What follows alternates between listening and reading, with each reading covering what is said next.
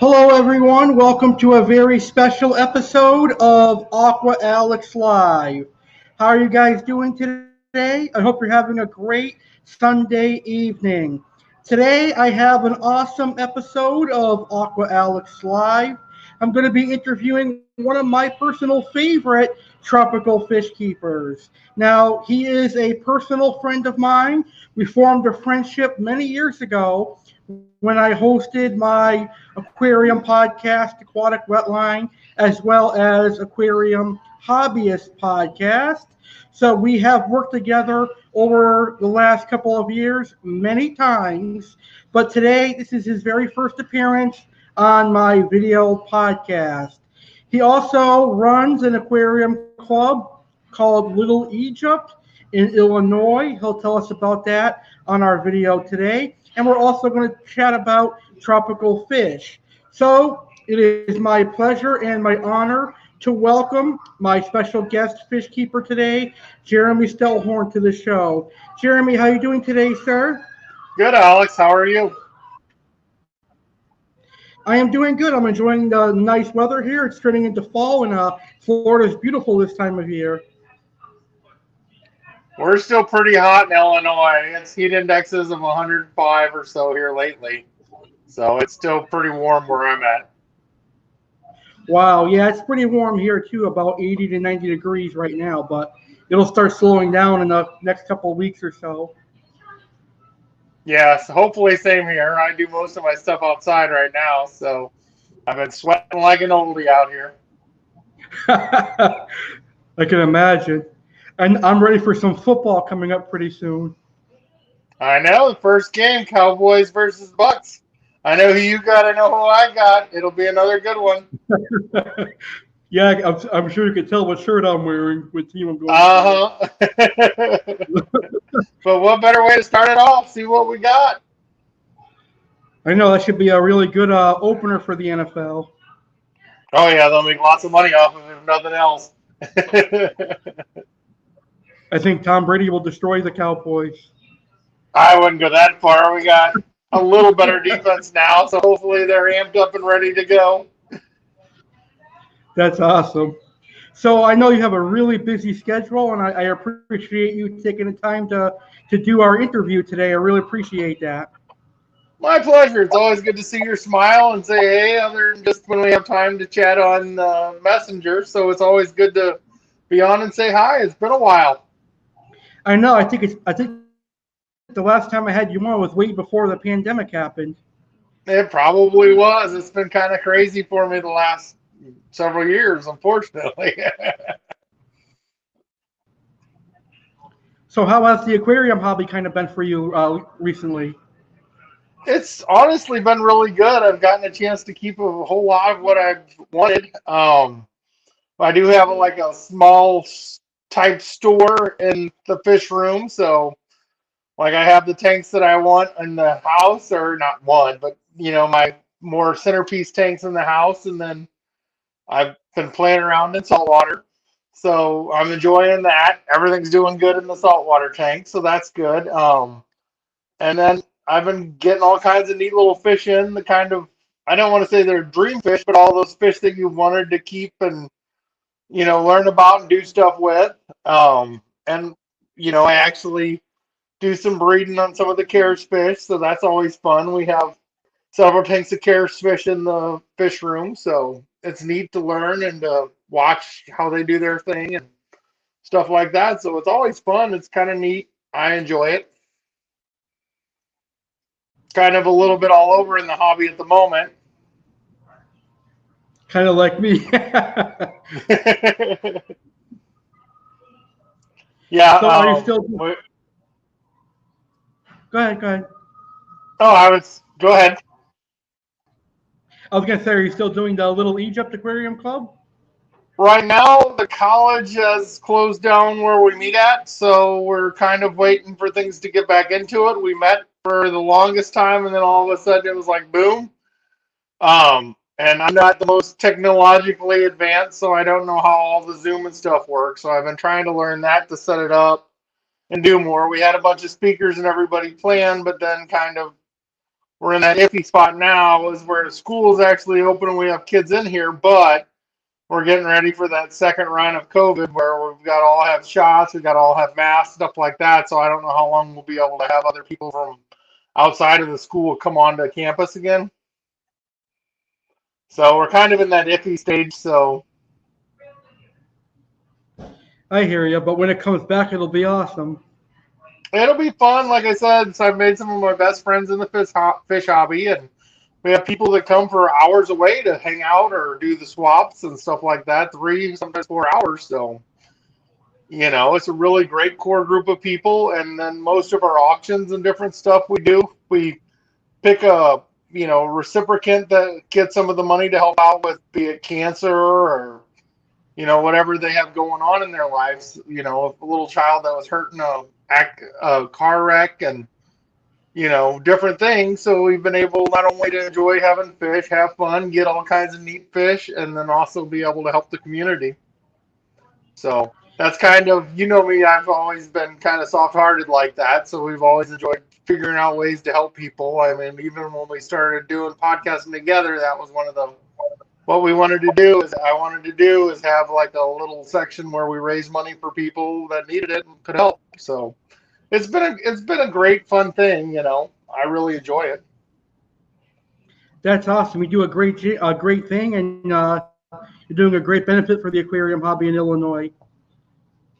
I like to think so. We try, and like I said, now I'm up to like 16 tanks, I think. So I've been able to get all kinds of fish and watch them breed and do fun things like that. So it's been great for great for the hobby, great for having fun, great for meeting people, and great for helping people.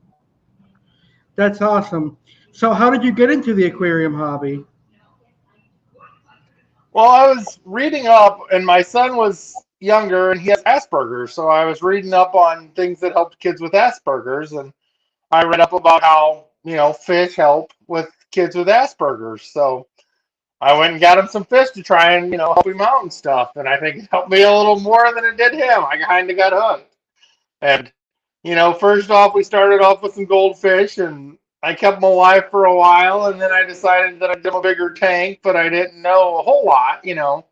So I bought a tank, added some water, and threw some fish in. And then all those fish that we kept alive for a year, I restarted their nitrogen cycle, and then I killed those. So then I was trying to start again, and we tried to figure out what I did wrong, and kind of just got into it. And now I'm doing pretty good with it. So it's been one of those trips. You start out and you learn as you go. I think we've all had that, or we've had those rough spells and your new learning experiences and stuff like that. My son does love to fish. Like we have 110 in the dining room with a bunch of angelfish, and that's everybody's favorite. They're kind of like big puppies, or little puppies, I guess, depending on what size dogs you got. I like angelfish. They're an awesome fish. Yes, and we have 9 of them, so they hang out and chill out, and they kind of all go in sequence and stuff. It's a lot of fun. They play around in the plants, so. Nice. I like the wild caught angelfish. They're pretty cool too. Yeah, they are beautiful fish. I can honestly say that. I haven't gotten any wild caught angels yet. I've had some other fish that are wild caught, but haven't broke the bank on the angels yet. You'll get there eventually, I bet. Yeah, I probably will be in a lot of different places eventually.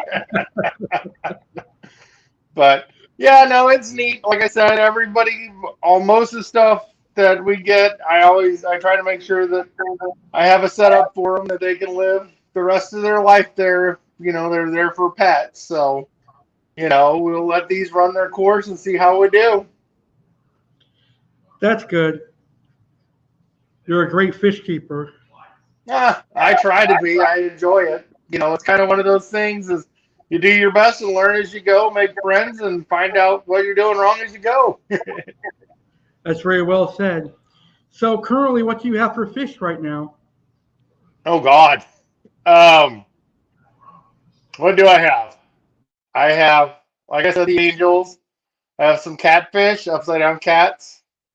I try to keep most of my stuff under 6 inches. I do have a few different types of Africans. I have a bunch of different live bearers, including Amicus splendens and the Dodrii, Dodrii.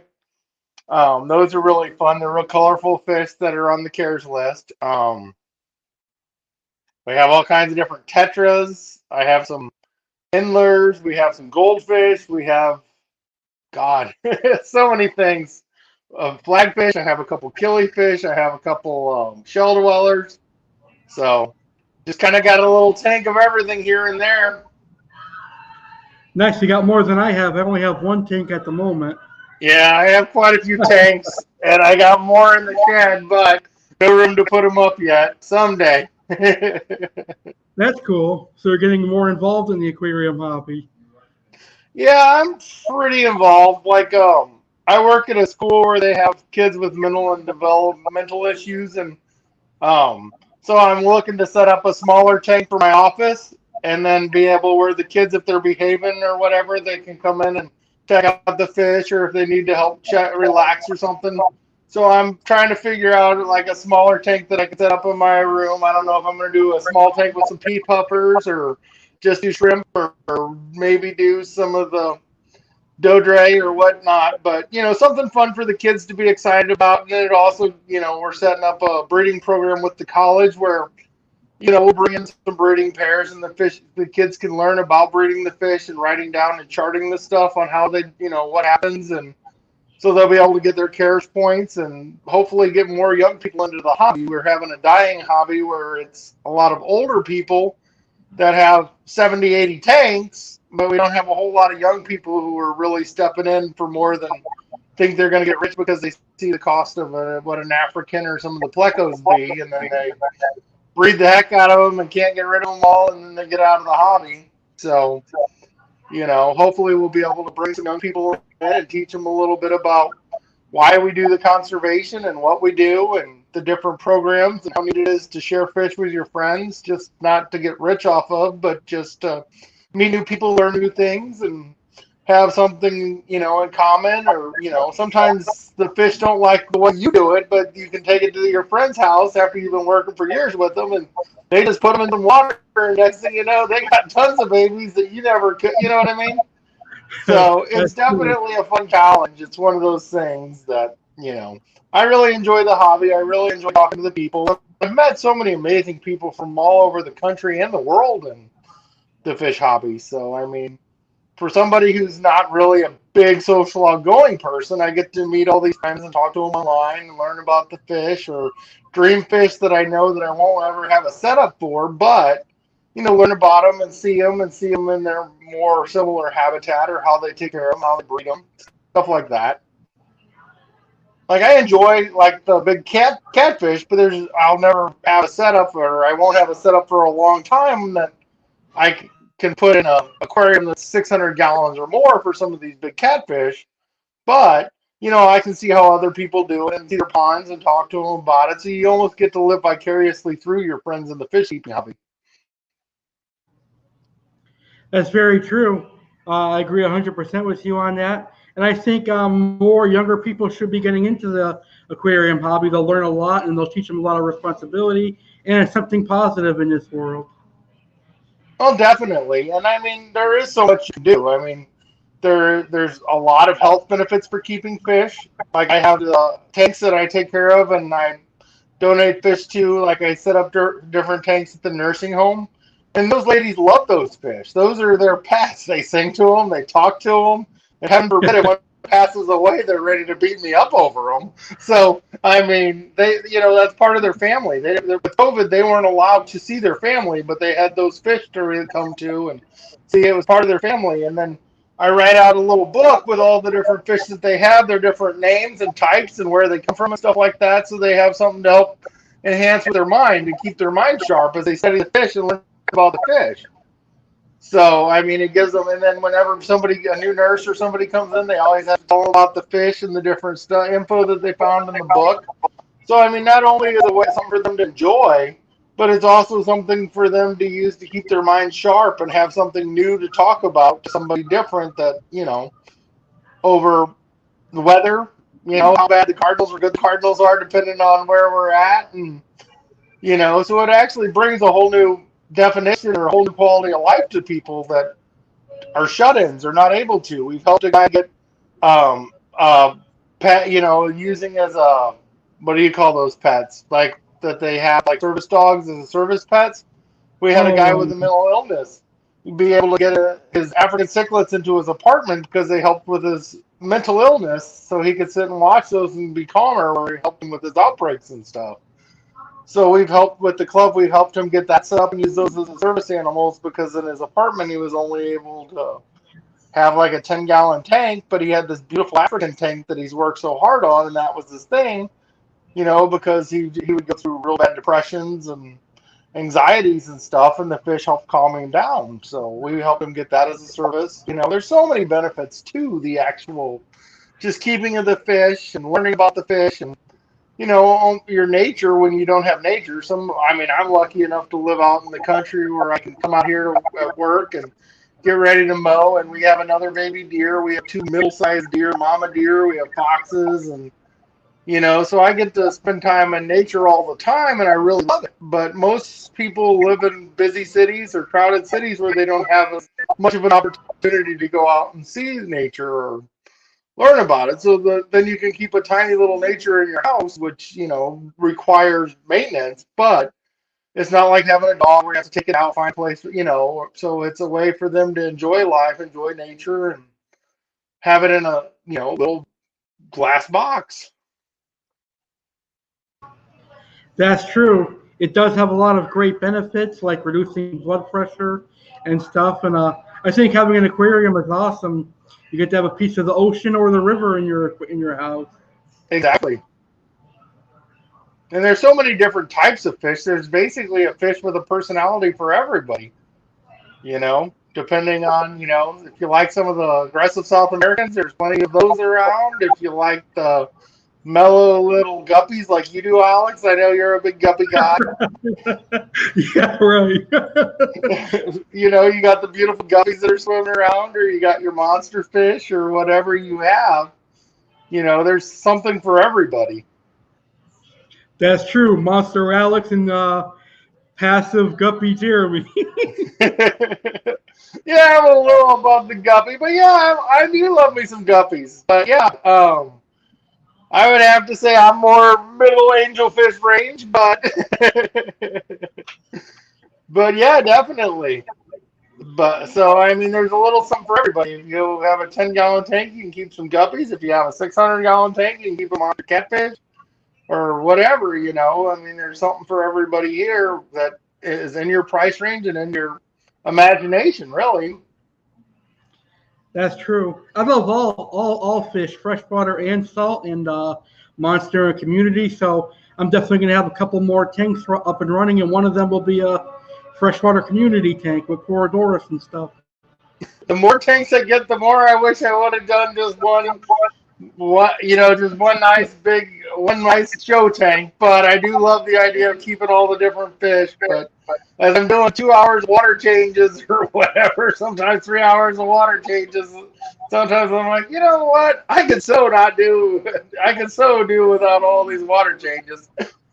We run everything but the salt water, though. I have a pump and I run it through a garden hose out to the garden. So we reuse 99% of our water, as in watering our plants and stuff. And they love the fish water, like tomatoes and asparagus and different stuff like that grow like crazy when they get all that fish manure, I guess is what you would call it, or fish nutrients. So they grow like crazy. We have tons and tons of tomatoes and peppers and different stuff out of the garden. So, it does all get reused again. We have tons of plants and stuff that we use. So, because I guess it's with all the ones that we change, I guess I'm changing close to 200 to 300 gallons of water in a week. So, Wow. It's one of those things, though, is you got to keep fresh water in there for them. They can't exactly That's go for a true. walk if it's starting to get messy. So, That's true. I do water so changes like 2 or 3 times a week. yeah. So definitely, I know, pumping it out and getting fresh stuff in there, and then like we had talked earlier about with the different flooding of the water and how they put the different stuff in. You always got to test your water out of the tap so you don't get any loss. I've had a couple of that. When it came from winter into spring, it seems like they add some more chemicals, so I have to be really careful about what I put in, or how long I leave it set out. And I mean, I use Prime, and I've still had issues with some of what they put into the water to clean the water out during like flood stages or whatever. When it gets super cold, I guess you get those micro bubbles, stuff like that. So I mean, even changing the water or something, you got to kind of keep an eye on and keep, so it's one of those hobbies. If you don't want to keep up on it, then you kind of, tell people planted gummy tanks, they're great. They suck a lot of the nutrients out and you don't have any water changes. But, so it's neat. It's different. Like I said, I do a lot of the planted tanks. Like most of my live bears are in the planted tanks where I don't need to do nearly as much work. But like those Africans, they like to be messy. So Yeah, the Africans, they're beautiful, but they're just too aggressive for me. yeah, they're in like their own individual tanks on ours. So yeah, I got them. I was helping a friend out, and I got me some, which I try not to get anything that's gonna get too big. Is try to keep them. I try to keep them to the smaller fish range so that you don't have to have 15 75 gallon or 100 some gallon tank sitting somewhere because that's hard to find storage for all that. But I do have some I picked up, and they're really cool fish. They're beautiful fish. Like I said, I enjoy them, but it's one of those that as they get bigger and whatever, they're going to end up going to a new forever home. So Yeah, that's true with the monster fish. A lot of people can't house them forever, and they end up getting rehomed a lot. yeah, and that's one of the things. Like I know is part of the hobby. But I really wish I did have more room to house some of them forever. But I know my limitations, and I know that I can't afford, 600 gallons, three FX6s, and blah, blah, blah to keep it all clean. So, or I really, even if I can't afford it, I don't want to put all that money to it. You know what I mean? So I like to have more simple systems and more, fish that, you don't have to dig a hole and bury outside because they're too big to get rid of. So, True. So if you were to have a big tank, what would be some monsters that you would want to keep? I have always loved catfish. We farmed when we were kids and we had catfish ponds and channel cat and different stuff like that. So the shovel noses, I really like them. I have a dwarf draft cat. I love the upside down draft, So I have some of the smaller ones, but the shovel noses and different stuff like that. And just most of the different catfishes that you can try and hold, keep in there. And I do like some of the plecos that get really big. I don't keep them because they're, manure machines, but, I like the different plecos and, any kind of catfish. Like we go to Cabela's and Bass Pro Shops and all those that have those big ones. I'm just amazed at the size of some of the fish that they have sitting in there. I would love to take that size somewhere. We have a guy that I worked on and did some service in that has a Malawi tank here in St. Louis, which is, I mean, it's gigantic. I forget how big they said, like 20,000 gallons or something. And I mean, it's incredible. It was like a $1.2 million aquarium. So Wow. it's amazing. So, and I mean, that would be neat to have, but it's one of those things that I don't think I'd be putting that kind. But I would love to do some of the catfish for the monster fish, and then I love the South Americans. I'd love to do some of the bigger South Americans, but with the size and some of the aggressiveness, it's kind of hard to do something like that unless you're going to be solely to it. I would love to do a Dovi, the wolf cichlid, but it's one of those that they get so big and so aggressive that I mean, it's kind of funny because there's a guy who has one on YouTube. And every time he walks past it or whatever, it's splashing him with water or trying to get him and stuff like that. And it's kind of funny, but then you got to remember you got to clean that tank sometime. So, I don't know if I'd want those teeth in me. So, but That's true. there's so many cool fish out there, like I said, or even sometimes I think maybe I just want to get a bunch of, you know, discus and put them in a giant tank and let them just chill out and hang out, or some wild caught fish and build like, just a system like they came from in the wild. There's so many cool things, and there's so many things that you learn and you can study, and you know what I mean? It's kind of a kid in a candy store. This is great, and this is great, and this is great, but you can't do them all the time, or you have a bellyache. So, there's so many, and I mean, I've been keeping for a while, but I also keep my fish for a really, really long time. So I've been, in the hobby probably close to 10 years now.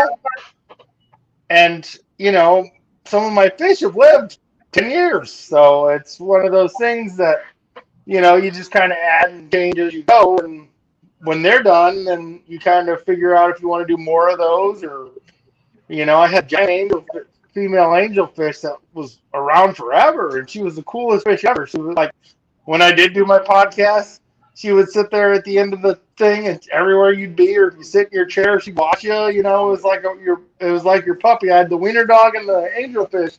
Wherever I went, they had to have their eyes on me. So I mean, they're really cool like that. Now I have a bigger group of smaller angelfish, and they're really neat as well. But I do kind of miss that big one that was kind of the queen bee, and kind of kept hell. We had those rainbow fish that lived forever, those giant male rainbow fish that were my favorites, and they finally passed away, and I ended up getting a male and two females to replace them, but they're, pinky size now, so they got a long way to go before, but, and two, it's neat to breed some of them and then put them into CARES auctions or do stuff like that, or, for our auctions, like I said, we raised over $1,000 for a lady with breast cancer last time. Wow, So it's nice. fun to breed and raise those fish, and then find some neat forever homes, or people who are kind of just getting into the hobby. They're easier and they're pretty, so they do like them. So then you can kind of keep on, you can have all kinds of fun with them, and, bring a new person into the hobby with something that's not going to break their bank.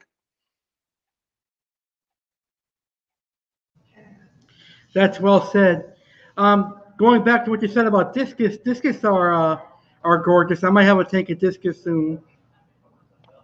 I do like them. I just don't know how much I like the price on them sometimes.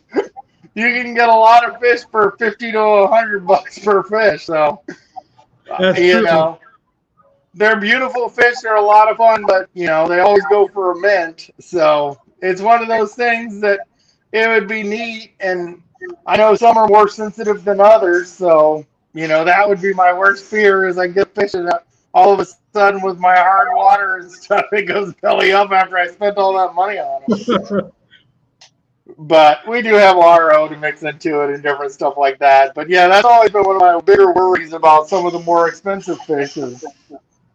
It's one, because I really do care about the fish that I have, and two is I really do care about the money I have. So you would hate to see it, something bad happen to some of those that were more expensive fish, or any fish. You hate to see something bad happens, but especially when it might be a little bit before you're able to replace them again.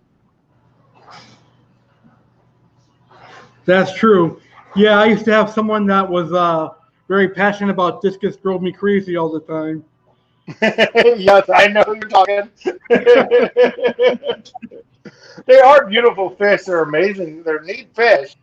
But then, depending on the temperament and stuff, they hide a lot. Like we have a restaurant in one of the small towns here, and they probably, I think it's like a 180-gallon discus tank. And they're beautiful fish, and it's planted real nice and all done up, but they like to hide. Like if you're in there eating, you're gonna have to come to a corner to try and find them, because they stay so hidden all the time. Yeah, that's one of the things about discus is they hide a lot, and Yeah, if they're you a like little an more active timid tank, fish. yeah, if you like an active tank, you're gonna have to add like angelfish and tetras and stuff. So it gets Yeah. it gets kind of costly doing that. Or when you add a bunch of checkers and they decide that's what they want for dinner one day and they wipe them out. Yes.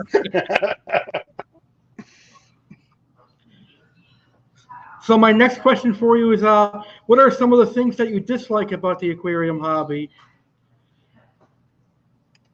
There's a lot of great people and a lot of good things, but then there's a lot of ego in the aquarium hobby, it seems like. So you get a lot of people who want to tell you your business and tell you how you do. I've had messages from PETA because we had an aquarium swap.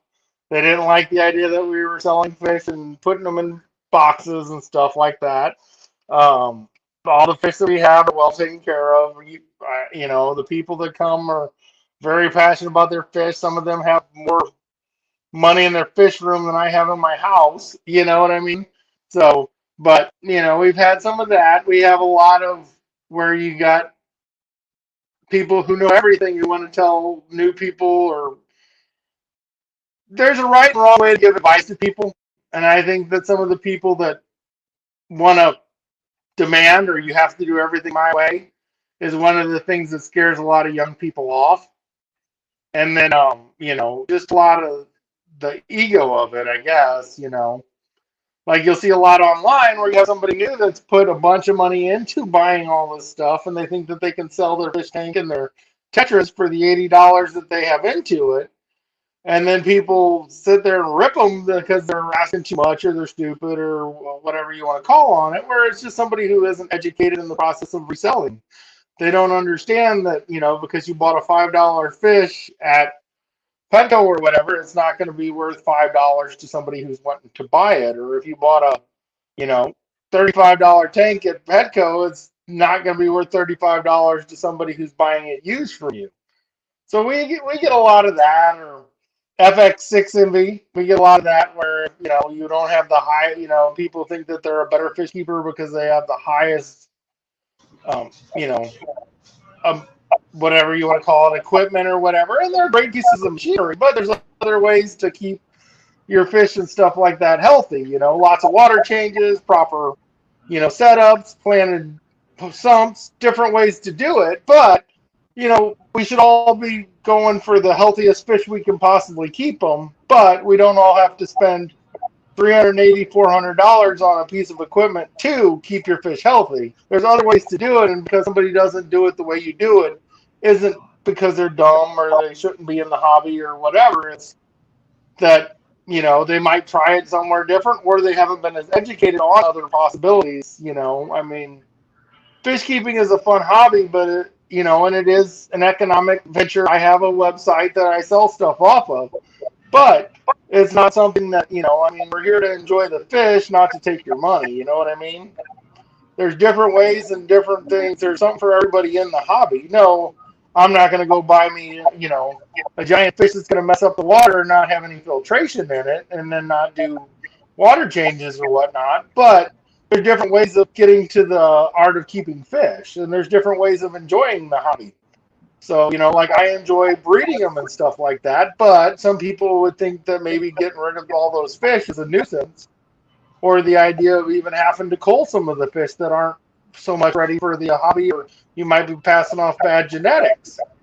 So, I mean, there's different ways in the hobby, and that sounds terrible to some people, but if you send out all these bad genetics, you ruin the health of the fish or the purity of the fish. Like a lot of the fish that I have, they're actually now trying to put back into the rivers in Mexico or the creeks in Mexico where they come. Most of them only come from small parts.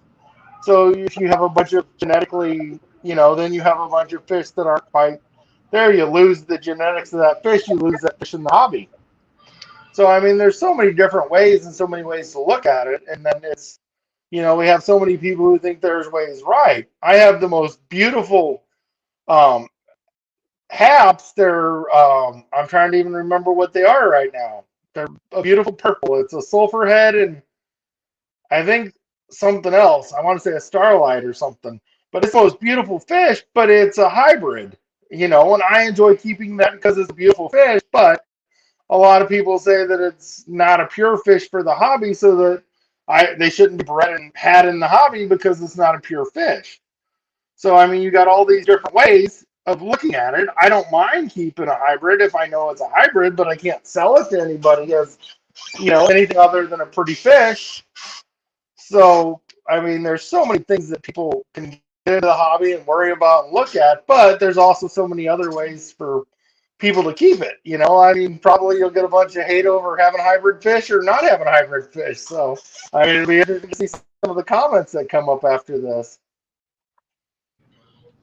Yeah, that's true. It seems to be that hybrid fish like flower horns and blood parrots and the Africans, they get a lot of bad rap in the aquarium hobby, and so don't monster fish. I get a lot of bad rap sometimes because I like to keep the monster fish, but that's just my side of the aquarium hobby that I like.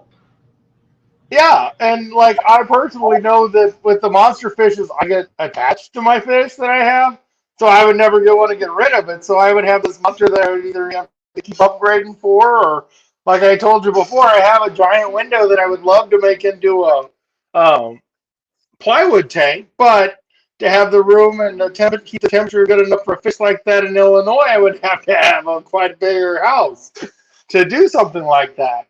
So I know that for mine is usually I try to keep, other than the fish that I know that I'm able to sell or rehome to somebody with the proper equipment and tanks, that I try to only keep fish up to 6 inches. So, that's my personal side of it. But I would love to be able to do some of the monster fish. And I love seeing the monster fish that you have. Like I said, I love like going to the aquarium and seeing the shovel noses and the pacu and stuff like that. But I know that those will never be anything that's spending a huge amount of time, or a red-tailed catfish. That would be the coolest thing, to have a nice, giant aquarium with a big old sunken log and have him chilling out like some of the fish that and cabela's or whatever do. That would be the coolest thing ever for me to have, but I know that I would want to keep them for their whole life, and I'm not able to provide that. And when we do get some rescues, we do get a lot of the bigger fish that people aren't able to home. And I can't take in a fish that I can't keep, and keep it in a good health. It's hard to take a fish and then put it into something that I know that I'm not going to be able to rehome or keep it in good health, even though somebody else has it. So it's one of those things that I personally try not to buy to resell. Sometimes they come in by accident, and then I usually find the proper authorities. Like I know Massey has some guys with giant ponds and stuff like that, so they end up taking some of them, or the Ohio Fish Rescue and stuff like that. But for me personally, I know that I would want to keep whatever came into my house like that. So I would probably have my small house in a giant shed with all these huge aquariums if I did. That's awesome. Yeah, when I do buy monster fish, I always have a plan for them. I have a friend that I've interviewed on my video podcast before, and he has a massive pond. That's where they end up going. They end up going in his massive pond once they Mm-hmm. outgrow my cage. In Florida, it's a little easier to keep them outside all year long. Yeah, that's true. That's the best thing about living in Florida. Yeah, freezing weather and tropical fish don't always go together outside here. I don't miss the cold at all. Yeah.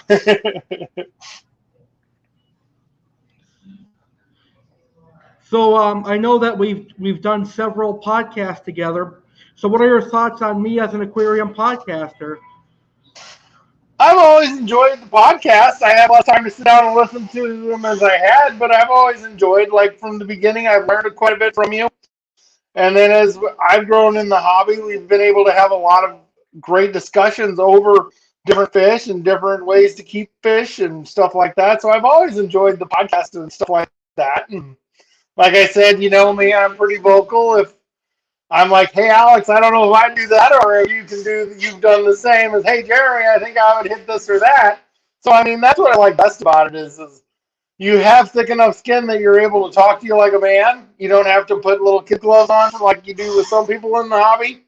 And you're always great with the people who listen, the listeners. You always, I mean, you do. You take into consideration what everybody says. And, I can tell that you work so hard on these, and you do have your side and how you think, but you do listen to other people's what they say, and you take it into consideration. And that's one of the things I do like about you is your podcast isn't I'm selling this, I'm selling that, I'm selling this, and it's not a markup of, hey, this great deal of the week, everybody should have this because, you know, Or these fish are really great. Oh yeah, we got all these fish in this week. This is why you should keep them.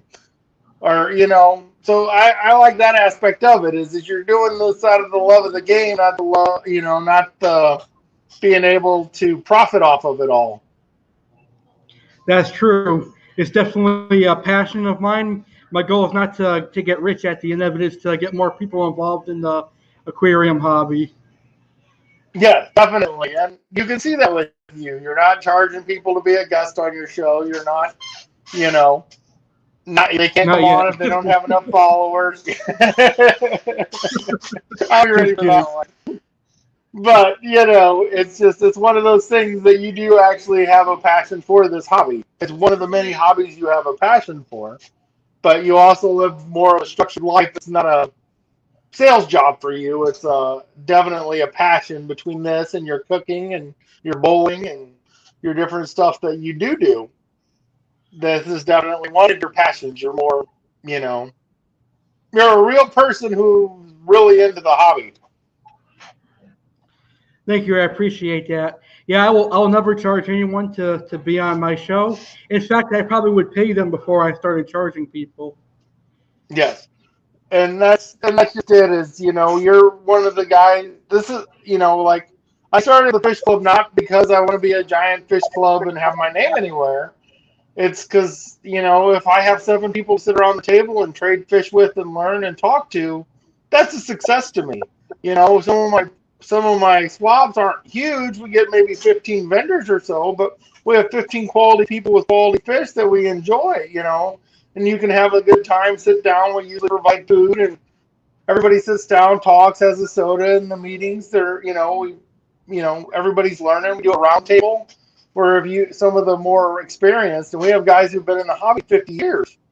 The more experienced guys can help you out with, why do I have this, black mold, or whatever, blackbeard algae or whatever growing, and how do I get rid of it? I've done this, and this. Well, have you tried this or this? Or how do I get my L33 plecos to breed, and how old do they have to be? And you have all these other things that people have tried, and it's not always the book says. It's trial and error. Well, I have this kind of water, and I'm in that same town, and because of this and this, you might have this and this.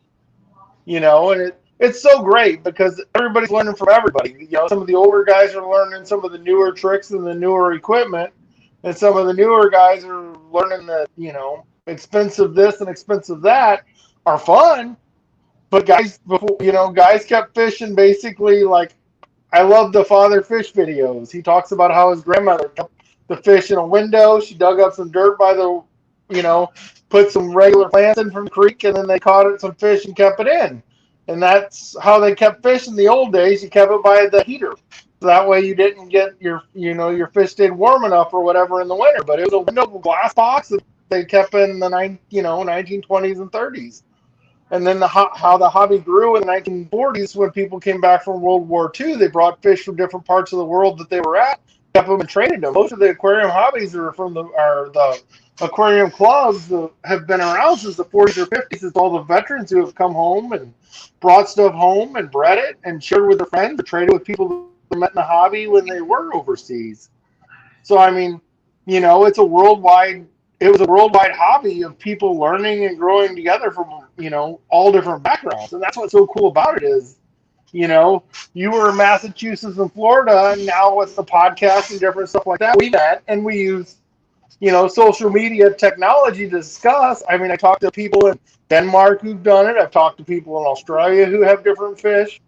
You have all these people all over the world, and they have different stuff that we don't have in this country, but they also have different ways. And sometimes the simpler ways are the better ways for me because I don't have to spend my whole paycheck on them. And I mean, it keeps the fish good. The plants. I love the different plants, but you know, I mean, you just put different plants in there, keep clean water, keep whatever. You do water changes. You don't have to have all the high tech lights. One of the guys over in Denmark says that he told me about the under cabinet lights that they have at their version of Walmart. And, I Wow. mean, for $15, you got a light that grows plants, you know? one of my best lights I've ever had for growing plants came from Menards for $55, and I have the 24/7 planted from Finex, and this one's way better than the Finex light. I mean, Finex probably won't agree with that idea, but I mean, it's been a great light. If you look at my Dojo tank, it's nothing but plants. It's nothing. I mean, it's just full of them. They keep growing and multiplying through that light. But there's so many ways and so many ways to do the hobby, and kind of in your image. I probably won't ever have the most beautiful, like landscape or whatever you want to call the, planted tanks with the wood. But I've got some nice ones. But but I enjoy having an awesome tank with healthy fish, not just the planted tank or, so I mean, everybody can have it their own way. This is one of these hobbies that you can do it with your friends or you can do it by yourself. If you're somebody that battles depression and you don't feel like going out, you can still keep a very nice tank, or you can, grow your tank, or like the ladies in their show, you can come home and save your fish and make your day a whole lot better. So, I mean, it's one of those, anybody can do the hobby kind of in their own way as long as they're keeping the fish healthy and safe. That's very well said. So do you have anything you want to add to today's episode? I probably talked a little too much, but I really enjoyed it. It's always good getting on and visiting with you, Alex, and hopefully we'll get a chance to do more. I know that I've been a little bit busy here lately, but I definitely would love to come on, and I'm looking forward to, being involved in some of the stuff you have coming up forward. Absolutely. It was a pleasure having you on today. I would like to have you on for another topic where we'll talk about wrestling, because I know that me and you are both passionate about wrestling as well. Yep, I'm a little more old school, but yes, sir. Yeah, so maybe next week, if you're free, we could do that episode. We'll definitely try and schedule it. I'll let you know what my schedule is, but looking forward to it. Awesome. And we're also going to work together for my special projects that I have coming up. My 8-month anniversary in March. We're going to do a giveaway. It's 8 years, not 8 months. 8 years. 8 years. I said 8 months, didn't I? Sorry about that. Yeah. 8 years, I mean. And Little Egypt Aquarium Club is glad to sponsor 8 years of working with you, because you've helped me a long way in the hobby. And when I first started out, remember all those little mollies, those black mollies that I had that I couldn't get rid of fast enough? I had like 100 a month that I was giving away, and you had some of the advice for me. And because I was like on Petco's most hated people, bringing all those fish into them all the time. So definitely, I mean, we've come a long way in the hobby together. We've discussed and learned through each other. So definitely, www.littleegyptaquariumclub.com is looking forward to being a sponsor of the show, and people will have a chance to get some discounts, also win a gift card through the 8 year. So I'm excited about that. I'm excited about being part of the past and future of your shows. Yeah, it's hard to imagine that time has flown by so fast. I know, you're just a little bitty baby, Alex, when I started talking to you. So that'll take place in March of 2022, so not too far from now. Nope, right around the corner. I think it's actually a few weeks before your birthday, too. It probably will be. Unless you don't do a couple episodes, it'll be on my birthday. That's true. But yeah, definitely looking forward to it. And like I said, looking forward to doing the wrestling show. Sounds good. We'll talk about that. And I can't wait to chat wrestling with you. It sounds like a winner. So thank you so much for taking the time to be here today. I had a blast, and I'm sure my audience had a blast during our first video podcast. I had a blast too, and I hope they enjoyed it as much as I did, Alex. Thank you very much for having me on and letting me talk and talk and talk. Not a problem. So I would like to thank all the fish keepers for tuning in. Make sure you check out littleegyptaquariumclub.com to purchase some of the amazing products that he has.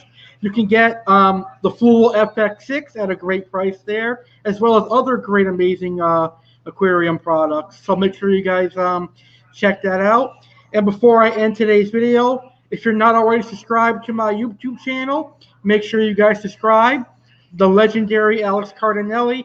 That's where I'm going to have our giveaway and all of my other awesome videos. So make sure you subscribe there. With that being said, thank you guys so much for tuning in, and I'll see you on the next episode of Aqua Alex Live.